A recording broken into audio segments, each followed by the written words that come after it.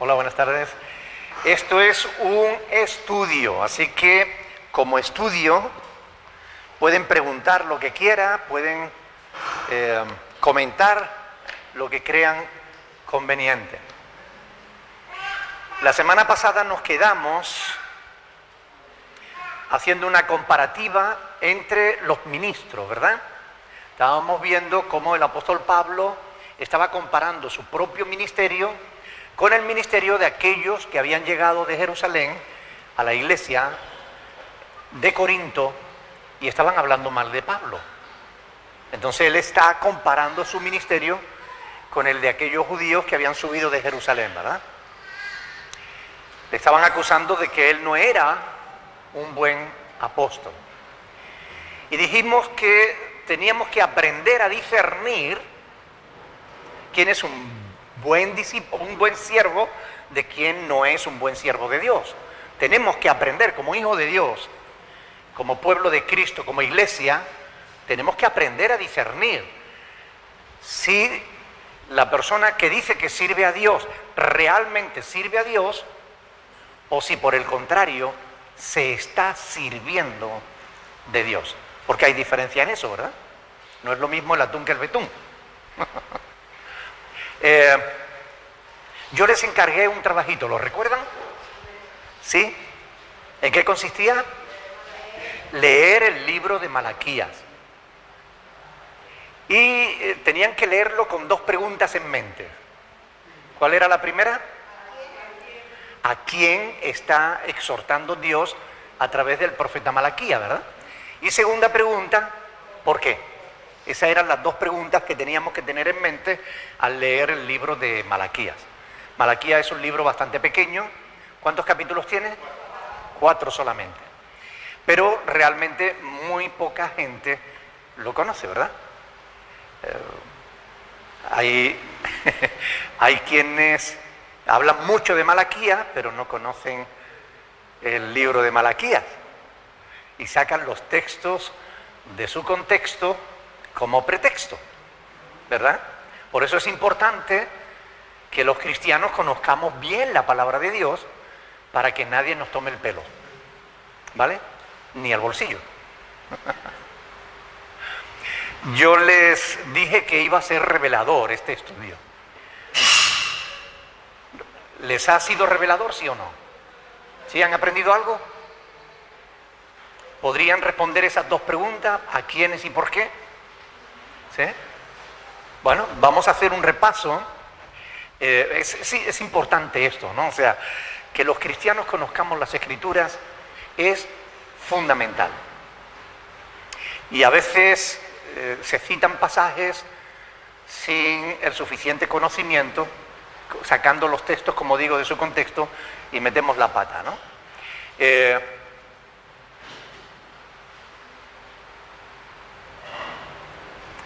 Yo espero que al comparar el ministerio de aquellos sacerdotes de Israel con el ministerio de Pablo hayan visto algunas diferencias, ¿no? ¿Verdad? ¿Pueden dejar la sillita quieta? Ahí tenemos dos estilos de ministerio bien distintos, ¿verdad? Ustedes saben que Malaquías es un libro que es muy citado por ciertos pastores, ¿verdad? ¿Cuáles son las frases que más se citan del libro de Malaquías? El capítulo 3, versículos del 9 al 10, ¿verdad? Malditos sois con maldición, porque me habéis robado, ¿no? ¿Y en qué te hemos robado? En el diezmo y en las ofrendas. Ahora, después de leer ese libro, nosotros vamos a responder algunas preguntas, ¿vale?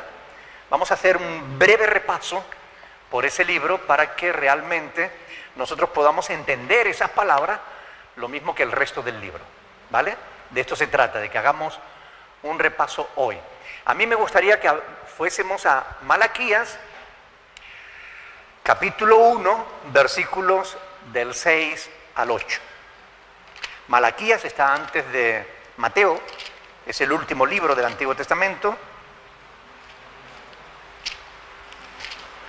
Malaquías capítulo 1, Vamos a leer los versículos del 6 al 8.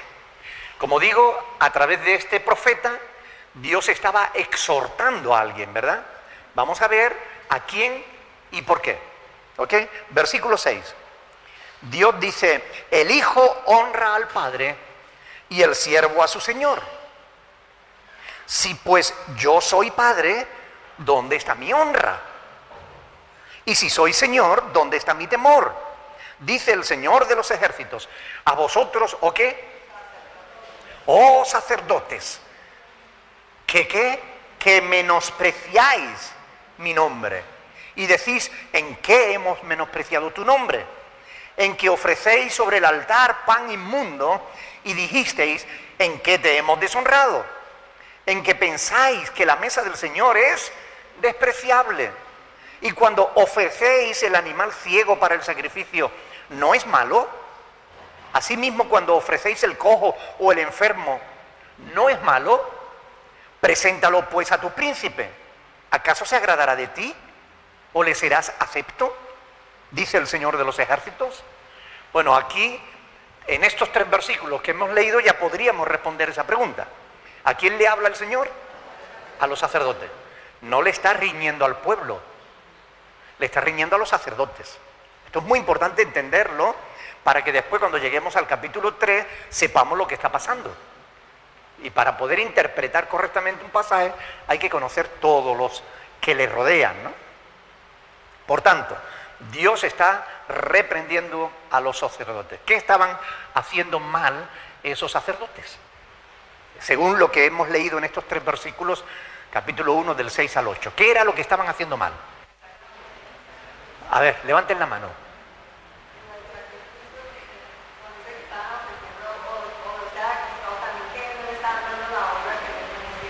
Bueno, por lo pronto no tenían temor de Dios, ¿verdad? Porque Dios le está diciendo ahí, les ha puesto un ejemplo, ¿no? Dice, si el hijo honra al padre y el siervo a su señor, si pues yo soy padre, ¿dónde está mi honra? Es decir, no lo estaban honrando.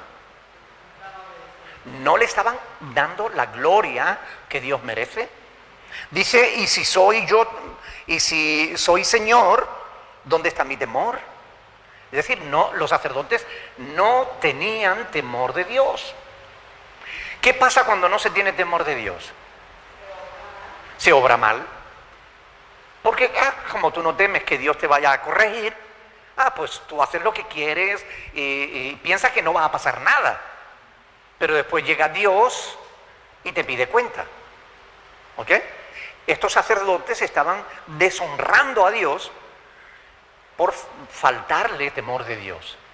Además, dice ahí, versículo 7, dice, ¿en qué hemos menospreciado tu nombre? Dice, en que ofrecéis sobre mi altar pan inmundo.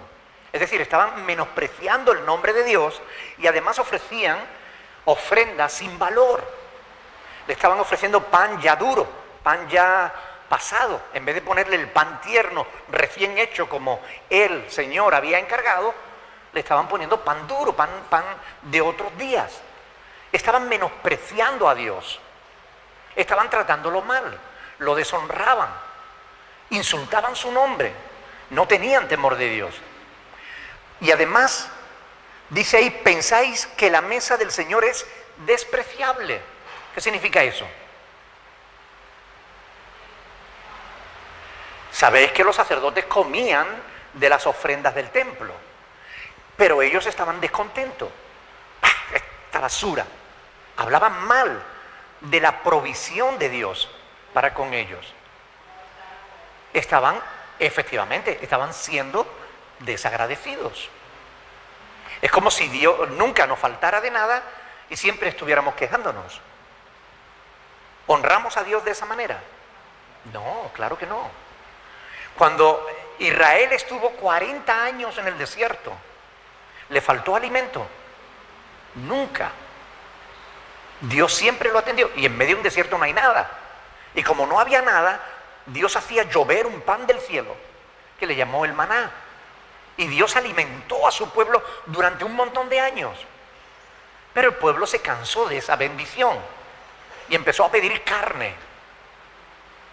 Si no, nos vamos otra vez para Egipto, decían. Y Dios le mandó carne. Y llegaron a aborrecer la carne. Es decir, no estaban contentos con nada. ¿Conocen a gente así? Ustedes no, ¿verdad? No, ustedes no. Ustedes son gente agradecida. Pero estos sacerdotes no estaban apreciando el ministerio que Dios les había dado. No tenían temor de Dios, deshonraban a Dios, deshonraban su nombre, menospreciaban la provisión de Dios. Era un desastre. Con razón Dios le mandó al profeta Malaquías para que les corrigiera y les exhortara. Sacrificaban a Dios los peores animales en vez de los buenos. Dios había dado estrictas normas de cómo tenían que ser los animales, porque los animales, el cordero que iba a ser sacrificado por el pecado del pueblo, tenía que ser blanco y sin ninguna mancha, sin ningún defecto. ¿Por qué? Porque era un tipo de Cristo, era un símbolo de que el Hijo de Dios, el Cordero de Dios, iba a dar su vida por nosotros. Y Cristo nunca pecó. Fue tentado en todo, mas no pecó. El Cordero, para que simbolizara realmente a Cristo, tenía que ser blanco, puro y sin mancha, sin defecto. Y bueno, ¿y qué dice ahí?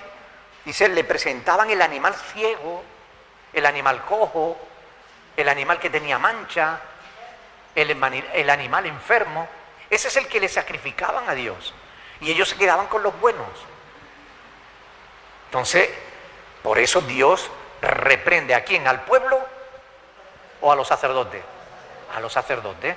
No era el pueblo quien estaba obrando mal, eran los sacerdotes quienes lo estaban haciendo.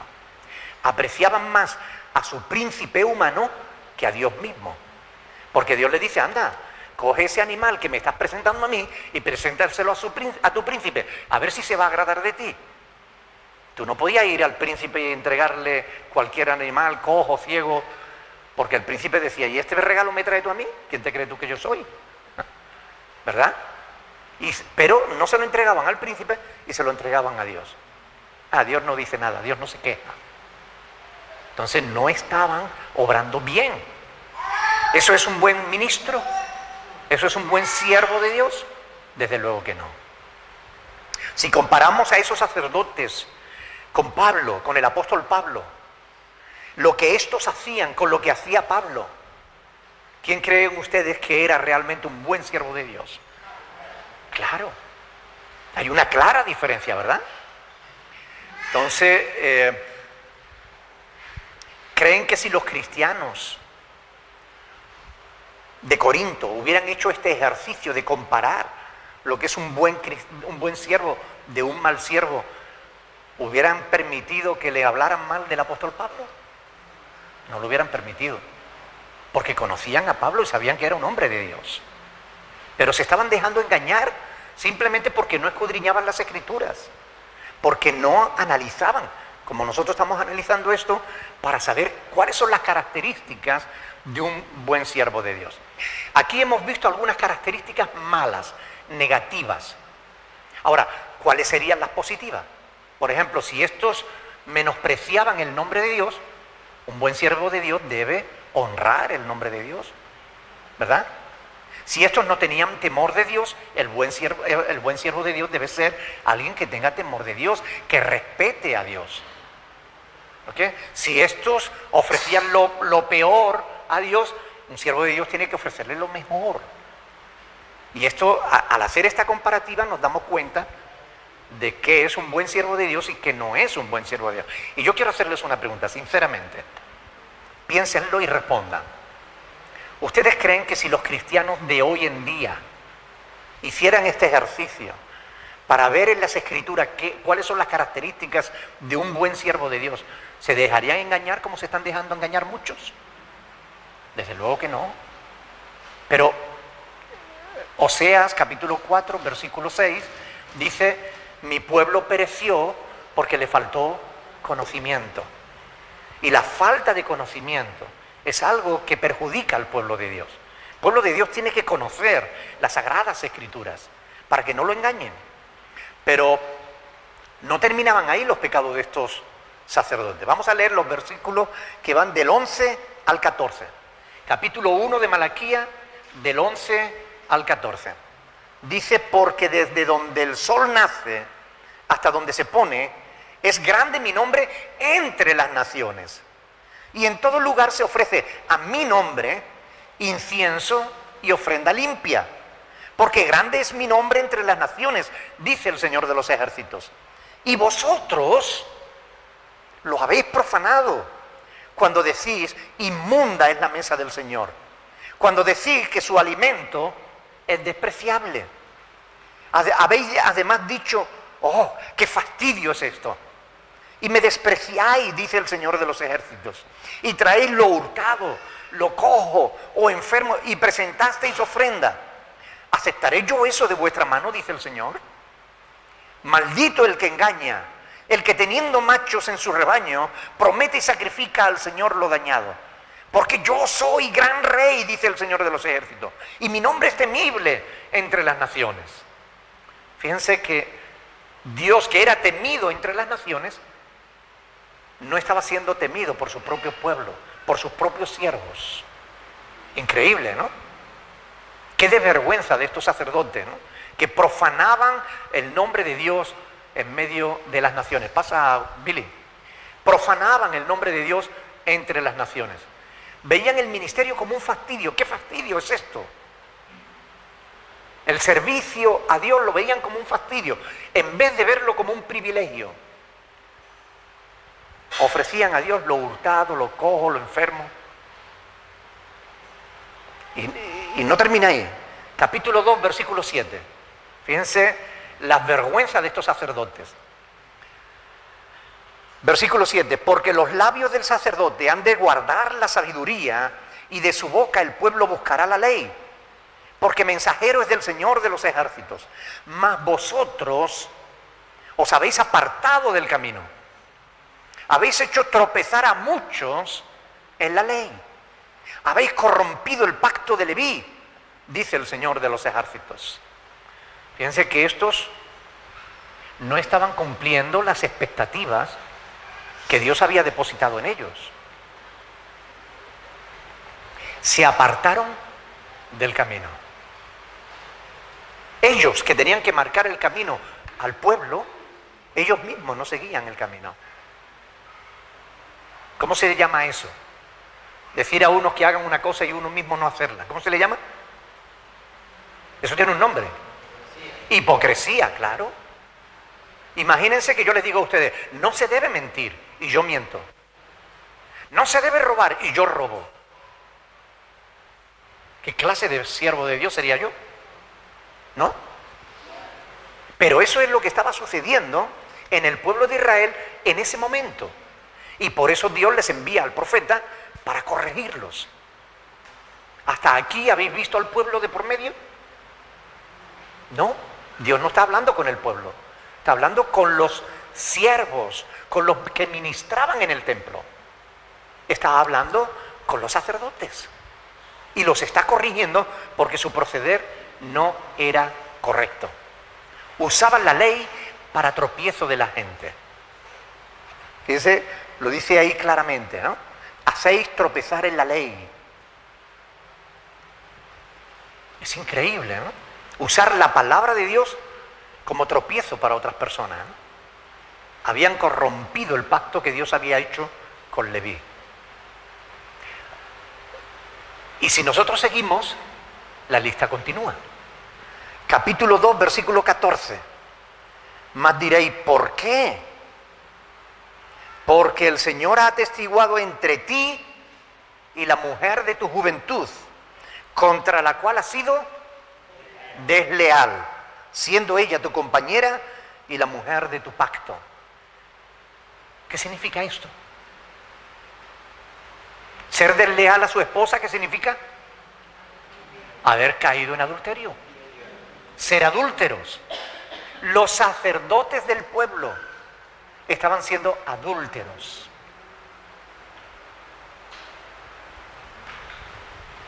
¿Ustedes creen que un siervo de Dios debe ser adúltero? No. Versículo 17. Habéis hecho cansar a Dios con vuestras palabras. Y decís, ¿en qué le hemos cansado? En que decís, cualquiera que hace mal agrada al Señor, y en los tales se complace. O si no, ¿dónde está el Dios de justicia? O sea, ellos le decían al pueblo, ustedes hagan lo que quieran, porque ¿dónde está Dios para castigaros? ¿Ustedes se imaginan qué locura? Ellos que tenían que enseñar lo correcto, hacer el bien y no el mal, estaban diciéndolo, da igual, haz lo que quieras, ¿dónde está Dios? Para que te castigue. O sea, ellos estaban siendo incrédulos, no estaban teniendo temor de Dios porque no creían en Dios. Y cuando hoy vemos en internet algunos que se llaman siervos de Dios, a mí me da la impresión de que tienen el mismo problema, que es que no tienen temor de Dios porque no creen en Dios. ¿Dónde está Dios? ¿Para que me castigue? Esos no saben que les va a llegar la hora, ¿verdad? Pero fíjense que estamos viendo cómo estos sacerdotes, es a los sacerdotes a quienes Dios está reprendiendo. Y díganme, ¿tenía Dios motivo para reprender a estos sacerdotes, sí o no? Terrible, ¿no? Terrible. Lo que está diciendo aquí es que estaban enseñando falsa doctrina. Tú haz lo que quieras, no te preocupes. Hoy actualmente hay gentes, hay pastores que están diciendo que tú eres homosexual, no pasa nada, Dios ama a todo el mundo. ¿Dónde está el problema? Y los están engañando. Porque en vez de decirle lo que dice la palabra de Dios, tú debes arrepentirte de tu pecado, tú debes cambiar de vida, tú debes de entregarle tu corazón a Cristo, porque el que está en Cristo nueva criatura es. En vez de decirle la verdad, si no te arrepientes vas a acabar en el infierno, le están diciendo no hay problema. Y con ese mensaje que es falso, lo están mandando al infierno. Así de simple.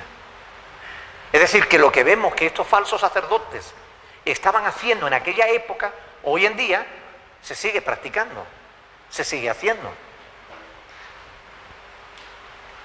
Capítulo 3, versículo 5. Y vendré a vosotros para juicio, dice el Señor.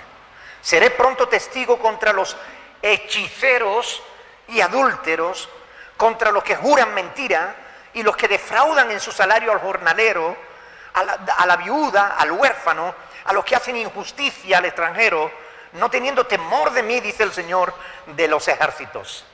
Es decir, que estos no tenían por dónde pillarlo, no tenían por dónde cogerlo. O sea, fíjense, practicaban la hechicería, eran adúlteros, usaban de la mentira, contrataban a gente y después no les pagaban. De esto también hay hoy en día, que sí. Y estos que se creen que así van a hacer su riqueza, no saben que la hoz está preparada para cortarle los pies y llevarlo al lugar de su castigo. Defraudaban a la viuda, al huérfano, no teniendo temor del Señor.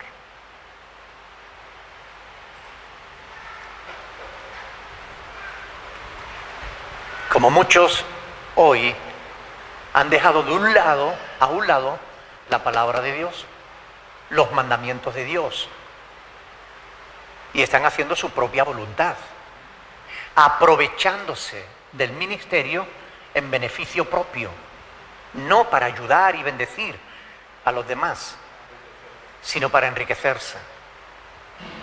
Así que, versículo 7, versículos 7 y 8. Dice, capítulo 3, 7 y 8. Desde los días de vuestros padres os habéis apartado de mis leyes y no las guardasteis.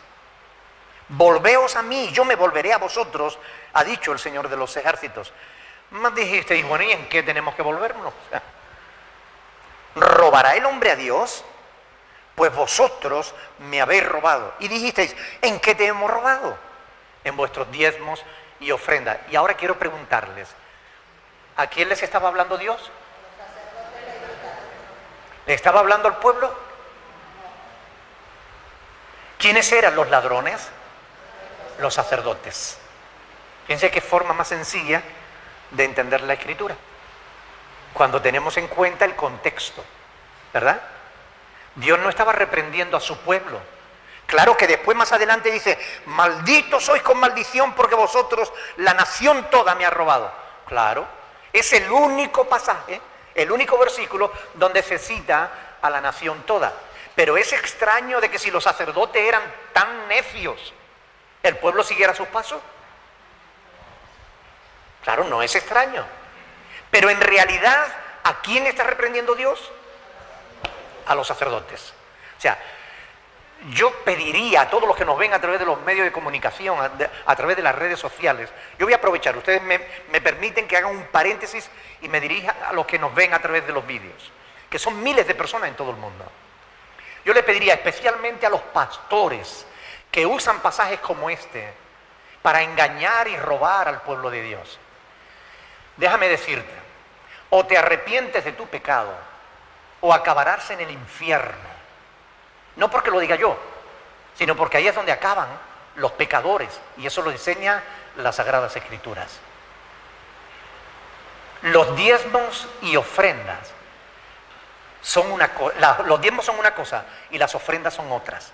Los diezmos fueron dados a los levitas. Solo los levitas tienen autorización de Dios para recibir diezmo. Y un levita no es alguien que ejerce el ministerio sacerdotal, como algunos están malinterpretando. El levita es el que defiende de la tribu de Leví, el que tiene sangre judía, de la tribu concretamente de Leví. Si tú no tienes sangre levita, tú no tienes derecho a recibir los diezmos. Número capítulo 18, versículo 24, lo dice claramente. A los levitas he dado los diezmos por heredad de los hijos de Israel. Así que si tú no eres levita, deja de cobrar diezmo porque estás robando al pueblo de Dios. Dicho esto, ahora me dirijo a la gente que cae en la trampa y que le da de su dinero y de sus diezmos a estos falsos pastores. Chicos, ustedes tienen una Biblia en casa, léanla. La Biblia se puede leer. Nosotros hemos leído hoy algunos pasajes. Malaquía tiene solo 4 capítulos, 4. Se lee en un rato. Por favor, léanla para que no te engañen más. Tú no tienes que dar diezmos, tienes que dar ofrendas, no diezmos. Dicho esto, es evidente que estos falsos pastores, estos falsos sacerdotes, estos hipócritas que estaban gobernando al pueblo de Israel, requerían un castigo, una exhortación. Por eso Dios envió a Malaquía a llamarle la atención y decirle lo que dice ahí, que como dijo en el versículo, a ver, es que no estoy yo, me he mudado de Malaquía.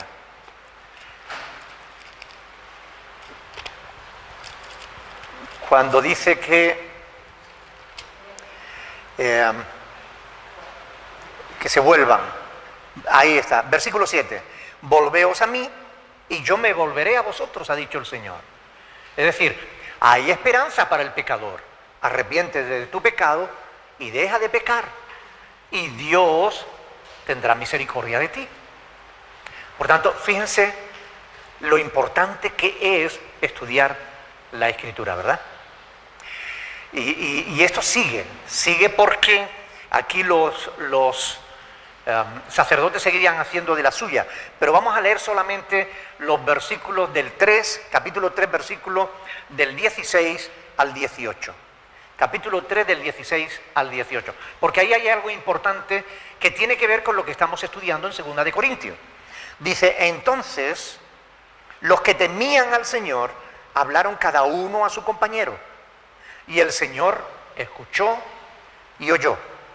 Y fue escrito libro de memoria delante de Él para los que temen a Dios y para los que piensan en su nombre. Y serán para mí, dice Dios, ¿qué dice? Especial tesoro, ha dicho el Señor de los ejércitos. En el día en que yo actúe, porque Dios va a actuar, que conste. Y los perdonaré como el hombre que perdona a su hijo que le sirve. Entonces os volveréis y discerniréis la diferencia entre el justo y el malo, entre el que sirve a Dios y el que no le sirve. Es importante, ¿no? Si temes a Dios, aprenderás a discernir entre el bueno y el malo, entre el que sirve a Dios y el que no le sirve.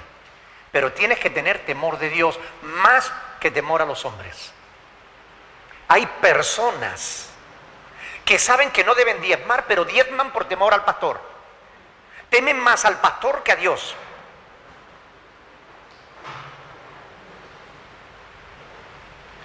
Hay personas que tienen una perfecta comunión con Dios, pero no toman la Santa Cena porque temen al pastor. Porque el pastor les dice que están en pecado cuando no lo están. Hay que temer a Dios. Si temes a Dios, no tendrás que temer a los hombres. Y eso es importante. Gracias a Dios, no son todos. Porque en capítulo 2 decía que bueno, hay algunos que temen a Dios, ¿no? Gracias a Dios. Hay algunos que temen a Dios. No todos, no se puede generalizar. En las redes sociales muchas veces se dice, todos los pastores son unos mentirosos, todos los pastores engañan, todos los pastores son unos ladrones. No, es verdad que hay muchos que lo son, pero no se puede generalizar, porque no todo el mundo es igual. Toda generalización es mala. ¿Ok? No se puede decir, todos los colombianos son narcos, porque no es verdad. ¿A que no? No es verdad. No se puede decir todos los venezolanos son unos maracuchos. No se puede decir porque no es verdad. Ni todos los españoles son unos juerguistas, porque no es verdad. No se puede generalizar. Hay muchos que lo son, pero hay otros que no lo son. Amén. Ahora, fíjense, como digo, ¿no?, la importancia de aprender a conocer el bien y el mal, al bueno y al malo, al que sirve a Dios y al que no le sirve.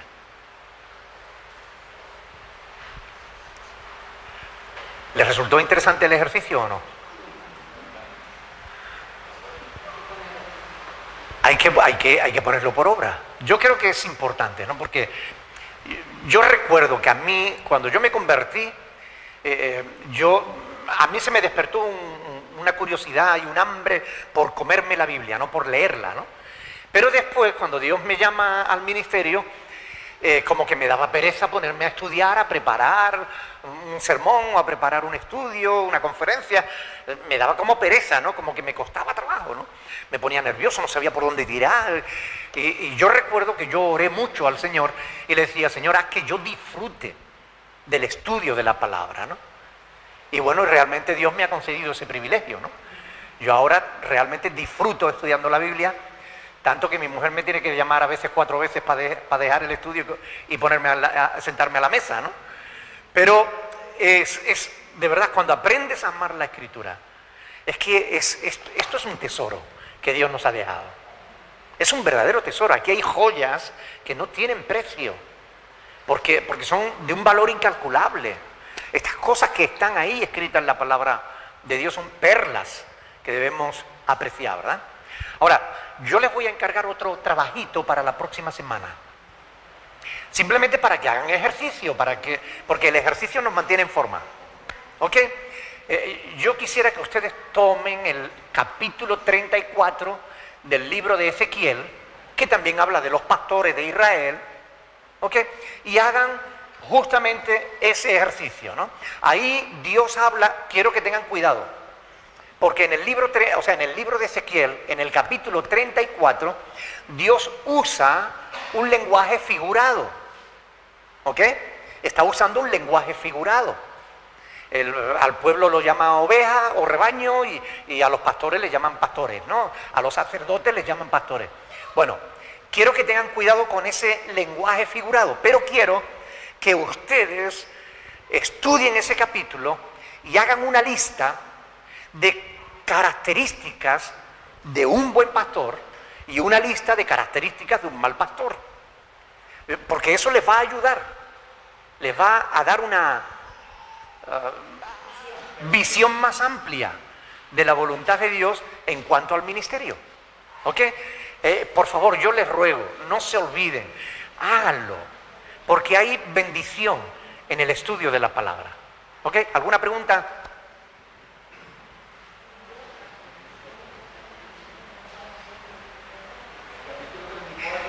Entero, el capítulo 34 de Ezequiel. Es un capítulo que no tiene desperdicio, pero es muy interesante, porque ahí Dios está reprendiendo a los pastores de Israel y Dios dice cómo Él va a ocuparse de esos pastores.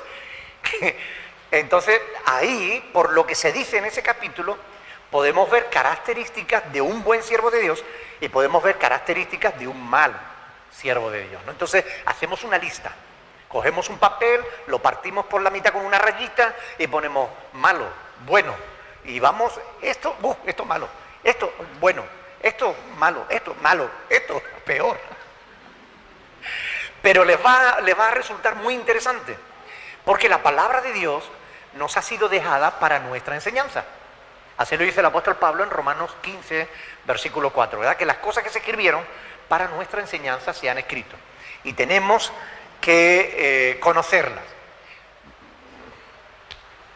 Ahora que estuvimos en Colombia, pasó también, o sea, leyó lo que fue Génesis 28, del 20 al 22, también utilizando para el viernes. Ajá. Miren, esto fue desde los principios de la... Sí. El hermano está diciendo, lo digo porque los de internet no escuchan la pregunta, que estuvo en Colombia y que un pastor estaba usando Génesis capítulo 28 para defender la práctica del diezmo, ¿ok? Que eso era antes de la ley, etcétera. Lo que pasa es que ese pastor, o una de dos, o es un ignorante que no conoce suficientemente las escrituras, o es un mentiroso que está manipulando a la gente a través de un pasaje sacándolo de su contexto. Porque Génesis 28 enseña que Abraham dio diezmo de un botín de guerra. La pregunta es, ¿tenemos nosotros que pelearnos con el vecino, quitarle las cosas para poder diezmar de ahí? Evidentemente no. Segunda pregunta, ¿hay algún pasaje en Génesis del 1 al 28 que diga que Abraham acostumbrara a diezmar? No lo hay. ¿Hay algún pasaje después de Génesis 28 que diga que Abraham volviera a diezmar? No lo hay. Por tanto, se trata de un texto histórico, no de un texto doctrinal. La diferencia entre un texto histórico y un texto doctrinal es que el histórico nos dice algo que sucedió, no necesariamente algo que tengamos nosotros que hacer. Por ejemplo, un texto histórico, para que lo entiendan, Judas fue y se ahorcó. ¿Tenemos nosotros que hacer eso porque está en la Biblia? No, es un texto histórico, nos dice algo que hizo Judas. Génesis 28 nos dice algo que hizo Abraham, pero no se nos dice que tengamos que hacerlo nosotros. ¿Ok? Entonces, a partir de ahí, Abraham no siguió diezmando. Es un texto único. También ahí habla sobre Jacob, que es un voto. Vale. Cuando llegamos a Jacob, Jacob lo que está es chantajeando a Dios. Señor, yo voy a ir de viaje. Si tú me ayudas, si tú me guardas en el camino. El sí son condicionantes. Quiere decir que si no se produce eso, no viene lo otro. Si tú me bendices, si tú me prosperas, si tú, entonces yo prometo darte los diezmos de lo que me des. La pregunta es, ¿hay algún texto que diga que Dios aceptó ese chantaje? No lo hay. ¿Hay algún texto que diga que Jacob diezmara? No lo hay. Por tanto, simplemente es un texto, repito, histórico, algo que hizo Jacob. ¿Ok? Pero sobre todo, Números 18, 24. Vayamos a Números 18, 24. Este texto es fundamental porque deja a los pastores con el trasero al aire. Permítanme la expresión. Capítulo 18, versículo 24. Todo el que quiere defender la práctica del diezmo tiene un problema con este pasaje de las Escrituras. Texto número 18, versículo 24.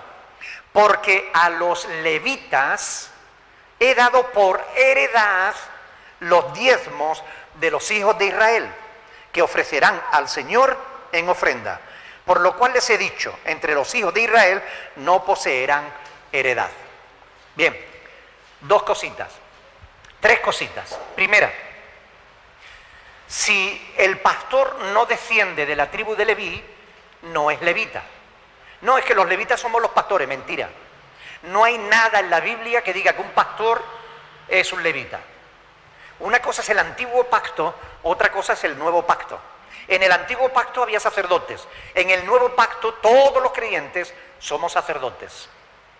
Por tanto, no hay, en el antiguo pacto se dice que solo los sacerdotes que descendían de la tribu de Leví podían recibir diezmos. Y solo de los hijos de Israel. Así que, una de dos. Si yo no soy descendiente de la tribu de Leví, si no tengo sangre judía, yo no puedo recibir diezmos.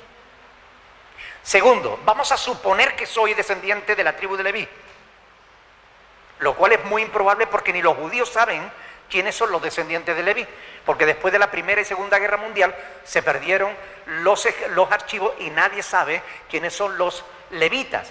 Por eso los judíos no pagan diezmos, sino que sostienen la sinagoga con una cuota mensual. ¿Ok? Ahora bien, vamos a suponer que yo fuera levita, que tengo sangre judía y que desciendo de la tribu de Leví. No podría recibir diezmo de ninguno de vosotros, porque ustedes no son judíos, no son de los hijos de Israel. Vamos a suponer que yo soy levita y que ustedes son judíos. Tampoco puedo recibir diezmos de ustedes, porque les estaría poniendo bajo la ley y no bajo la gracia. Y maldito todo aquel que confía en las obras de la ley.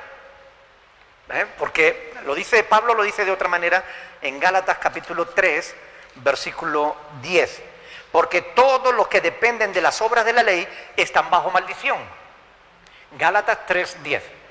Todos los que dependen de las obras de la ley están bajo maldición. Porque escrito está: maldito todo el que no permaneciere en todas las cosas escritas en el libro de la ley para hacerla. Y que por la ley ninguno se justifica para con Dios, es evidente, porque el justo por la fe vivirá. Así que no hay modo de que ningún pastor que conozca las Sagradas Escrituras exija diezmos.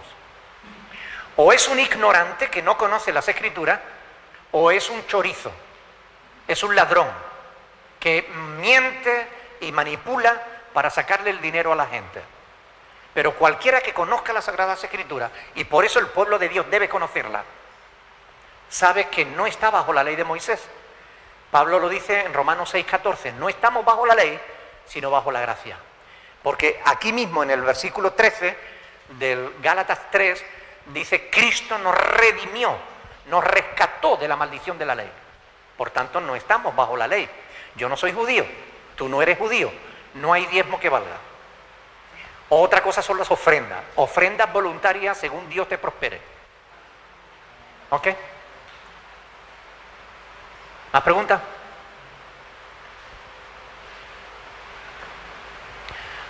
Bueno, pues se nos fue el tiempo. Lo dejamos aquí para la próxima semana, si Dios quiere, que seguiremos con el estudio de Segunda de Corintios, aunque hoy no hemos tocado Segunda de Corintios siquiera, porque nos quedamos en el ejercicio. Pero bueno, ustedes saben que estamos haciendo una comparativa del ministerio del apóstol Pablo con los falsos apóstoles que le acusaban a él, ¿no? Vamos a ponernos de pie, vamos a orar al Señor.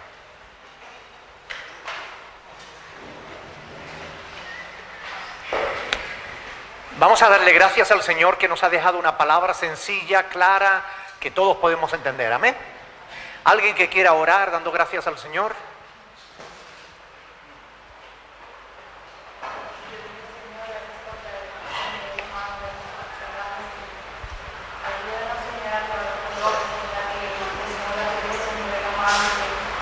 hagamos el esfuerzo por nuestras palabras, por ser, por llevar todo lo que está en el campo, por obras de la mano. Amén. Dios le bendiga, mis hermanos. Hasta el próximo domingo a las 10:30.